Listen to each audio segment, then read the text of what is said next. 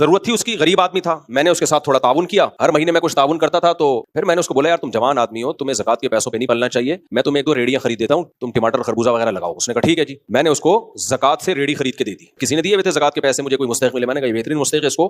2 ریڑیاں میں نے اس کو خرید کے دے دی، بھائی تو اب یہ ریڑیاں لگا، اور کچھ پیسے دے دیے پہلی دفعہ ٹماٹر لانے کے لیے. ٹماٹر تھا خربوزہ مجھے یاد نہیں، میں نے کہا یہ بیچتے ہیں اور کماتا جا. اللہ کا فضل ہے اس کا کام چل پڑا. 2-4 مہینے تک نہیں آیا وہ، کہہ رہا ہے، میں نے فون کر کے پوچھا، کہہ رہا ہے میرا کام چل گیا. ماشاءاللہ مجھے بڑی خوشی ہوئی. ایک دن کیا ہوا، وہ مجھے کہیں نظر آیا، میں نے کہا یار بہت دن سے تم سے رابطہ نہیں ہوا. کہہ رہا ہے مفتی صاحب میں 4 مہینے کے لیے تبلیغ میں گیا ہوا تھا، اب آیا ہوں ماشاءاللہ. میں نے کہا واہ واہ، ملا میں زبردست. مجھے خیال ہوا کہ اب اس کے پاس اتنا پیسہ اکٹھا ہو گیا الحمدللہ کہ بیوی بچوں کو بھی دے کے جا رہا ہے، گھر میں بھی دے کے جا رہا ہے، اور 4 مہینے کے لیے بھی نکل رہا ہے. میں نے کہا ماشاءاللہ ویل ڈن. 2-4 دن کے بعد میرے پاس آیا، وہ ایک بات کرنی تھی آپ سے. یوں کر رہے ہیں نا. میں نے کہا کیا بات؟ وہ اصل میں چونکہ تبلیغ پہ گیا تھا نا، اس دوران تو دھندا وندہ تو کوئی ہو نہیں سکا، تو ایسا ہے کہ وہ نا تھوڑے سے پیسے مل جائیں گے. میں نے کہا مجھے شکل دکھائی نا، کوئی اور مسئلہ ہوتا نا، تو فلم دیکھنے نکل جاتا نا، فلم دیکھنے، برائی میں پڑ گیا، پیسے اڑا دیے، تو میں سوچ سکتا تھا تو گیا کیوں تبلیغ میں؟ تبلیغ کیا اپاہج بنانے کے لیے، لوگوں کو بھکاری بنانے کے لیے کیا؟ وہاں تو سکھایا جا رہا ہے اللہ سے مانگو، اللہ کے غیر سے کچھ بھی نہیں ہوتا. یعنی یہ تو دین کو تم بدنام کر رہے ہو نا. 4 مہینے لگا کر آ کے بھیک مانگ رہے ہو کہ 4 مہینے کام دھندا نہیں کر سکا. اس سے بہتر ہے بھائی تو ٹماٹر کی ریڑھی لگا لیتا، نہ مچ جاتا، سیروزے میں بھی مچ جاتا. بھیک مانگنا کیا ہلکا جرم ہے کیا اسلام میں؟ تبلیغ تو سکھاتی ہے انسان کو استغنا.